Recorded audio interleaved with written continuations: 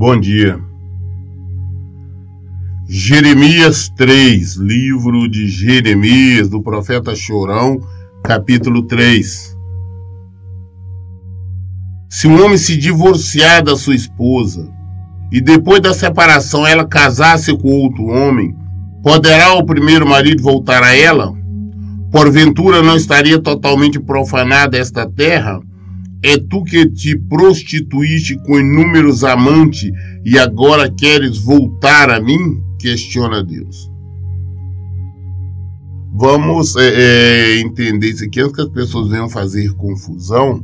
Primeiro, isso aqui está sendo citado na época da lei. Então está valendo ainda aquilo que Moisés tinha falado. Então ele está fazendo uma simples referência, dando um exemplo. Que o povo de Israel, o povo dele, ele considera como uma prostituta. Deus dizendo assim, está considerando como uma mulher adúltera, tá? Porque esse povo for adorar outros deuses, for adorar outras coisas, adorar imagem, adorar santo, um monte de coisa. E agora que Deus está falando assim, esse povo fez tudo isso, separou, me abandonou, agora eles querem voltar a mim, eu posso aceitar? Dando exemplo na lei de Moisés, na época, quando uma mulher se divorciava do marido, naquela época, ela não podia voltar, divorciar, se casasse com outro homem, ela não podia voltar ao primeiro marido. Então, citando este exemplo, mas que fique bem claro, isso na época da lei, antes que as pessoas venham fazer confusão, porque da mesma forma, os discípulos, os apóstolos vieram questionar Jesus exatamente sobre isso. Jesus falou, não, Moisés falou isso pela dureza do vosso coração. Mas eu vos digo, porque nós vivemos hoje na graça. Nós vivemos hoje naquilo que Jesus fala, não naquilo que Moisés fala. O que Moisés falou, deixou de falar, para nós não importa, não vale nada. Não vale porque o que Moisés falou, o que Moisés citou, valeu até a vinda de Jesus. Se cumpriu em Jesus. Depois disso, nada mais. Ah, pastor, eu vivo na lei, em Deuteronômio fala isso, tá? O Deuteronômio falou, aconteceu. Se não aconteceu, não interessa, não vai cumprir na minha vida, não vai cumprir o que Jesus disse. Tá, Levítico, não importa. Importa o que Jesus diz. Ele está dando exemplo. Porque Jerusalém, Judá, traíram o Senhor, abandonaram o Senhor, se envolveram com outros deuses. E aí na hora do aperto, na hora que veio a fome, o desespero, eles vieram clamar ao Senhor. É isso que Deus está questionando.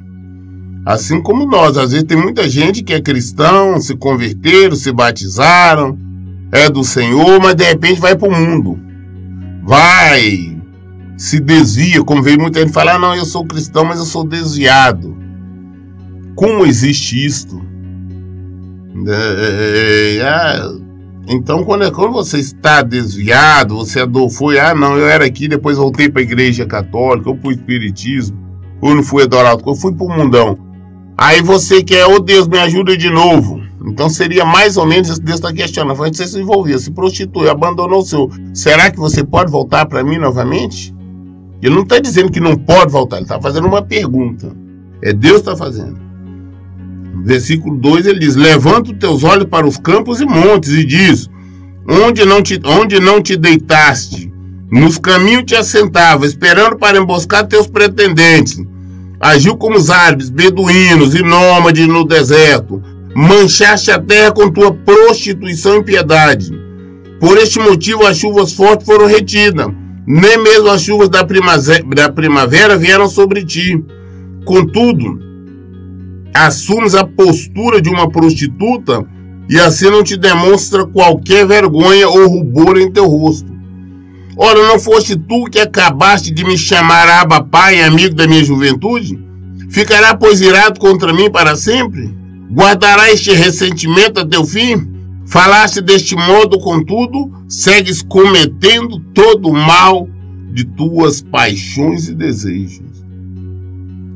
Deus fala, não, olha, você agora vai me chamar de pai, mas você abandonou, fez tudo que não presta. Estava envolvendo com outros deuses lá, envolveu com todo tipo de adoração, em toda árvore que ele fazia lá, lugar de adoração, de outros deuses, de outras coisas, que na época, inclusive, eles chegavam a sacrificar filhos e filhas de vários outros deuses, né, que a Bíblia não cita. Então, e agora vem voltar na hora do aperto, clama a Deus, porque Deus fez o quê? Encerrou, não vinha mais chuva. A terra sem chuva não produzia nada, eles estavam passando fome, desespero e começaram a clamar a Deus.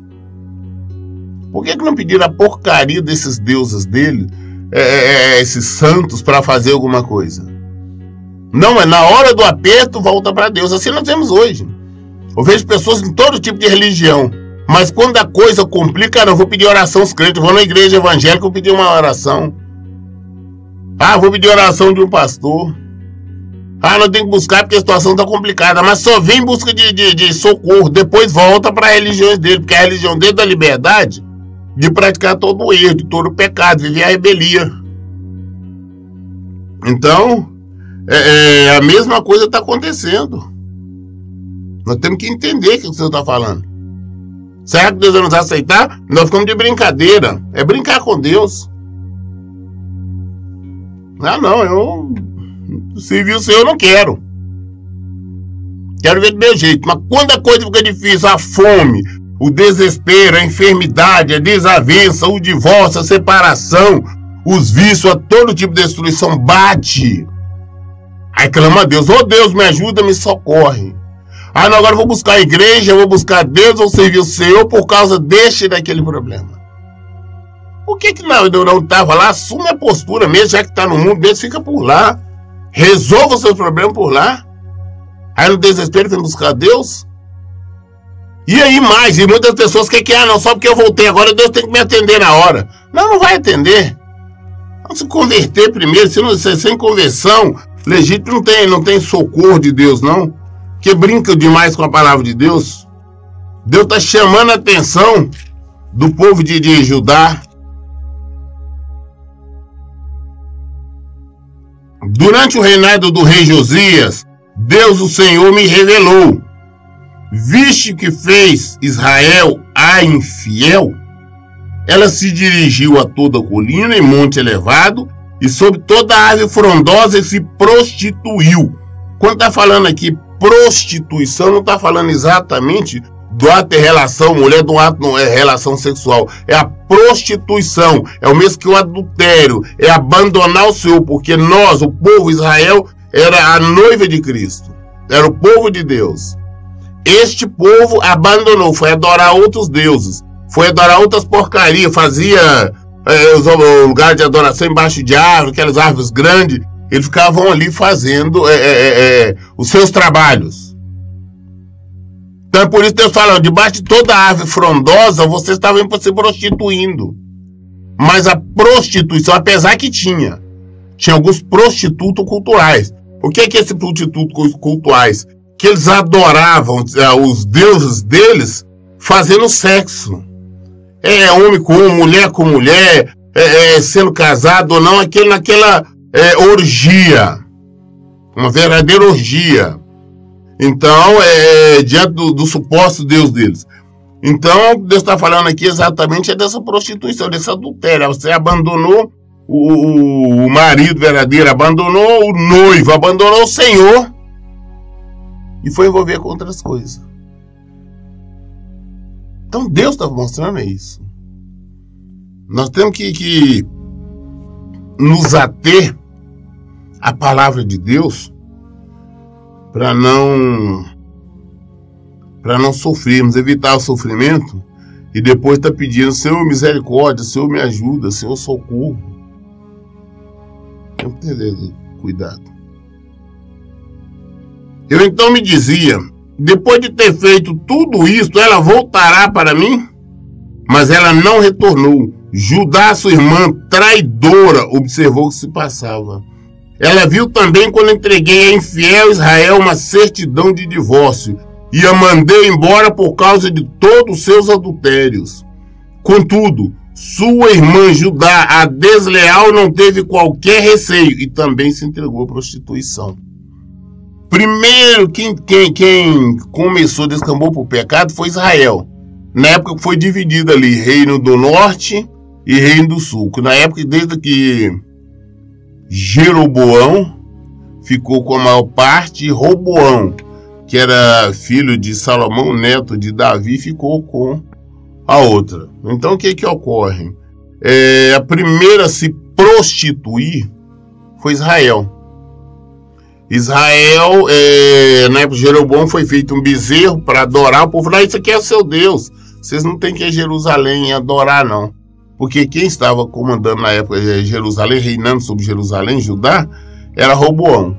Então, para não ir para lá, para evitar o povo acabava traindo. Então, fez outros deuses para o povo. Então, aí começou-se a prostituição e perdurou por vários anos. Nós lemos a história de vários reis, como nós lemos na história dos reis. Nós lemos em crônicas, as prostituição desses reis, a prostituição que é o abandono do Senhor, envolvendo com outros deuses, envolvendo com outro tipo de adoração. E Israel foi assim, Deus entregou a luta, o sacrifício, ao cativeiro, a enfermidade, a doença, ou seja, todo tipo de miséria e desgraça se abateu sobre Israel.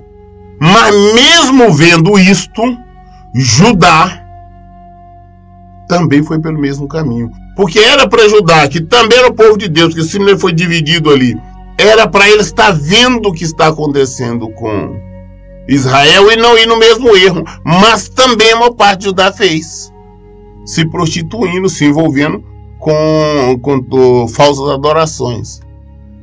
Então aqui o Senhor está chamando, ele chama Israel de infiel, né?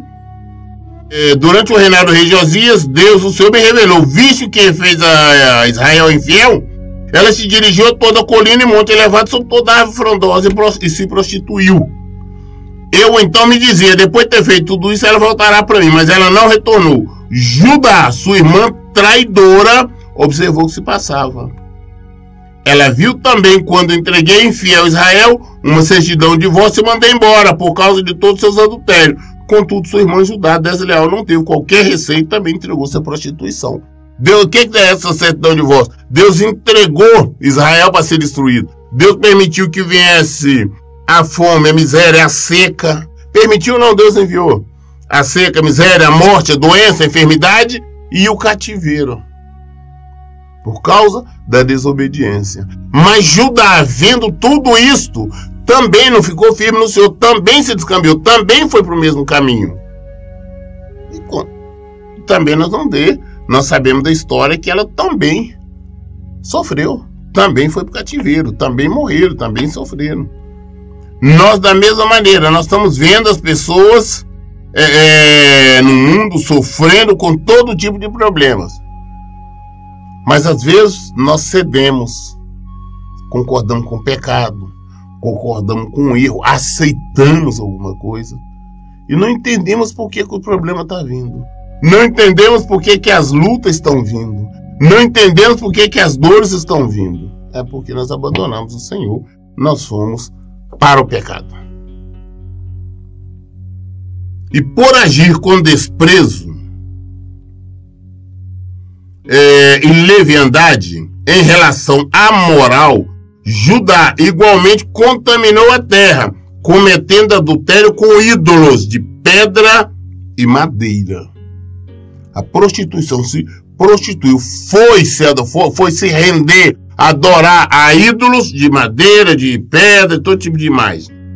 Apesar de tudo isso, sua irmã Judá, a traidora, não retornou para adorar-me de todo o coração, mas voltou com uma atitude insincera e fingida, afirma Deus. Então, Judá vê tudo isso. Quando o aperto veio, o povo de Judá não voltou ao Senhor de verdade, com um coração sincero, voltar de maneira fingida. Como é a maneira fingida? É como a maioria hoje dos supostos crentes, dos supostos evangélicos, estão na igreja, mas só para buscar uma bênção, para buscar um socorro. Eles não têm nenhum compromisso de viver o evangelho. Eles não estão preocupados em amar o Senhor como tem que ser amado. Essa que é a verdade. Muitos querem, os templos se lotam. Querem cura, querem prosperidade, querem benção essa, benção aquela. E são muitos picareta por aí para oferecer. E o povão tá enchendo, tá lotando. Mas não são sinceros. Deus conhece o nosso coração, conhece o nosso interior. Isso nós temos que entender. Não, eu vou aqui, eu tô adorando, cantando uma musiquinha qualquer, mas eu não tenho realmente compromisso com o Senhor. Eu não sou verdadeiro diante do Senhor. Não vou receber. O Senhor viu, falou, olha, pô, fala igual, eles estão falando meu nome, mas não tem nenhum compromisso. Então o Senhor me orientou, Israel, a infiel, é ainda melhor do que Judá, a traidora. Falou, olha, Israel, a infiel, Deus não traiu, ela ainda é melhor do que a traidora. Por que é melhor? Por pelo menos não é tão fingida. Pelo menos quando nós conhecemos pessoas que estão no mundo praticando o erro, o pecado lá, mas eles falam, não, eu não sou, eu sei que eu estou no erro, eu sei que eu estou no pecado, eu não sou cristão, não sou crente, eu não consigo. É mais sincero do que supostos crentes, supostos evangélicos, que diz que são, mas não são nada. São comprometidos com o mundo, são comprometidos com a carne, com a vontade própria. Sabe chegar boa na frente, só abrir a boca, citar o nome do Senhor. Somente citam. Eu amo, eu adoro o Senhor, né? Canta as musiquinhas lá. Isso não tem nada a ver com a adoração legítima ao Senhor. E o Senhor conhece o nosso coração. Então essas pessoas falsas, hipócritas que lotam os templos, são piores do que aquelas que não estão, sabe que aquela até que assume como ateu, aquela que não está na religião, fala, eu não sou cristão, eu sei que eu estou no erro e acabou. Não que elas estejam certas, elas estão erradas, mas os falsos hipócritas são piores. Inclusive Jesus veio para combater, ele mais combateu, a classe que ele mais combateu foi hipócrita. Hipócrita é o ato de representar, hipocrisia. Você representa o que você não é, você fala o que você não faz. O tempo todo Jesus combatiu por esses fariseus, os doutores da lei, os escribas. Você chamava na cara, o senhor não tinha meio termo também com Jesus, não falava hipócritas, fariseus, o tempo todo. Vai, pois, proclamar esta mensagem em todas as partes do norte. Volta, o infiel e rebelde Israel, exclama Deus. Eis que não fecharei o meu rosto para ti, nem farei cair sobre vós a minha ira, porquanto eu sou fiel e rico em misericórdia, assevera Deus. Também não permanecerei encolerizada para sempre. Fala, olha, vai, Jeremias, proclama essa mensagem para todo Israel, para falar coisa, se converte, volta para o Senhor, porque Ele vai perdoar. Ele é rico em perdoar. Ele quer perdoar. Falando para Israel, volta. Sim, Deus também o tempo todo ele fala com nós, volta para mim. Volta. Eu vou perdoar, eu quero perdoar. E Ele já nos garantiu pela palavra dEle o seu perdão. Então vamos olhar para Ele, vamos olhar para o Senhor, o que Ele nos diz. No entanto, reconhece o teu pecado, que te rebelaste contra Deus, o teu Deus, que oferecesse os teus sentimentos e favores a deuses estranhos, debaixo de toda árvore verdejante. Reconhece também que não me obedeceu, assim diz o Senhor. Para nós voltarmos para Deus, para nós recebermos o carinho dEle, para recebermos a atenção dEle, para recebermos o perdão dEle, é necessário o arrependimento, o que Ele está cobrando aqui. Falou, não, proclama Israel, volta. Mas voltar é arrepender. Não, tudo bem, agora volta tudo certo. Não vai arrepender do seu erro, vai arrepender do seu pecado. Muitos acham que sai, volta e não tem que se arrepender. Tem muitos que eu falo, vai e volta dentro da igreja, estão dentro de igreja somente, dentro de templos denominacionais, estão ali, mas o seu coração está no mundo. Ou não existiu arrependimento. E sem arrependimento não existe salvação. Se eu não me arrependo, eu não vou me santificar. Se eu não me arrependo, eu não vou praticar a palavra de Deus, eu não vou abandonar o erro, eu não vou abandonar o pecado. Arrependimento é você saber, eu não quero mais, eu não vivo mais isso. Descartar totalmente isso e voltar para o Senhor. Viver para Ele. Viver para Deus é viver o Evangelho, é praticar o Evangelho. Isso que é necessário. Ó filhos rebeldes, voltai a mim, porque eu sou vosso esposo, oráculo de Deus. Eu mesmo vos tomarei, 1 de cada cidade e 2 de cada clã, e vos farei retornar a Sião. Em seguida vos darei governantes de acordo com o meu coração, que vos dirigirão com sabedoria e com entendimento, com bons pastores. Quando então naqueles dias vos multiplicardes, frutificardes sobre a vossa terra, declara Deus, não mais reclamareis. A arca da aliança de Deus, não será necessário que ela volte à vossa memória. Não pensarei mais nisso, nem mesmo vos lembrareis dela. Não sentireis sua falta, tampouco se fará outra arca. As pessoas, eu tenho visto muito questionar, isso o mundo, a sociedade questiona sobre isso. Tem vários filmes que nós vemos, né? Sobre a arca do Senhor. Cadê a arca? Aquela arca do Senhor sumiu. Na própria palavra falou, escuta, não vai ter necessidade de arca mais. Não vai existir necessidade. Aquela arca, naquela época, aquele povo que tinha saído da escravidão, ela simbolizava a santidade, simbolizava o templo de Deus. Ali sim. Mas depois falou, não vai ter mais necessidade, como ele nos fala aqui agora através do profeta Jeremias.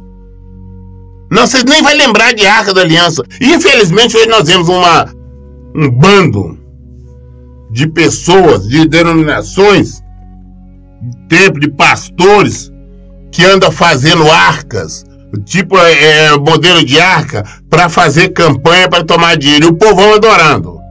Arca da Aliança aqui, tem a arca aqui, vem colocar. A Arca da Aliança para nós não é nada, não existe. A palavra de Deus já nos falou, para não ter maneira de arca, não. Nós nem vamos lembrar dela. Então pode fazer a Arca da Aliança. Lá o Edir Macedo fez lá o templo dele lá. Lá tem uma arca, lá todo tamanho. E eles ficam transportando aquilo para lá e para cá. Que não vale nada. Deus já recolheu a arca dele e ninguém encontra. Tem historiadores, pesquisadores que andaram e devem andar ainda por aí procurando essa arca e jamais vai ser encontrada. Nós não temos necessidade disso. A nossa arca chama-se Jesus Cristo. Nós olhamos para Ele, nós dependemos dEle. Ele é o seu, para Ele que nós olhamos, Ele é o nosso alvo.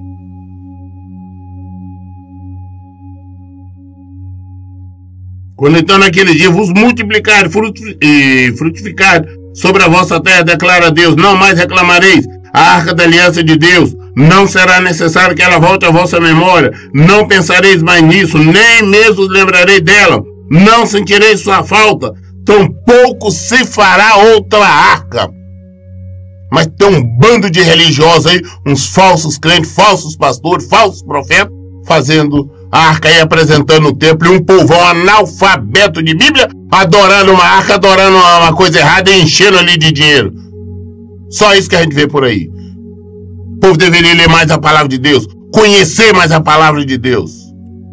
Um dos motivos que nós estamos fazendo a leitura não é pregação que eu faço. O que eu faço é leitura, que eu prometi desde o início ler a Bíblia toda, dando uma explicação rápida.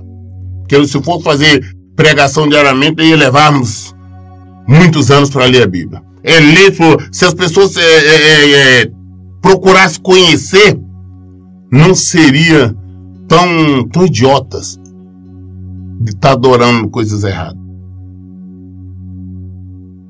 Quando esse tempo chegar, chamarão Jerusalém o trono de Deus, o Senhor, e todas as nações se reunirão para honrar o nome do Senhor em Jerusalém. Não mais viverão de acordo com a teimosia dos seus corações, inclinados a praticar o mal. Naquela época, a casa de Judá caminhará com a casa de Israel, e unidas retornarão do norte para a terra que entreguei como herança aos nossos pais desde a antiguidade. Eis que eu mesmo tenho proclamado com que tamanho júbilo eu te trataria, com alegria que se trata filhos amados, apresentar-te-ia como uma terra aprazível, a mais bela herança entre todas as nações da terra. Gostaria tanto que me chamasse de Abba Pai, e que jamais deixasse de me seguir. Falou, não, eu só quero que vocês voltem, quando vocês voltarem. O meu prazer é que vocês andarem de acordo com a minha palavra. É vocês se arrependerem e me ter realmente como pai. E aí eu vou presentear, eu vou cuidar de vocês. Para nós recebermos cuidado de pai, nós temos que ser filhos. Não adianta todo mundo falar que é filho, que não é criatura, feitura de Deus. Filho é quem o aceita. Filho é quem obedece.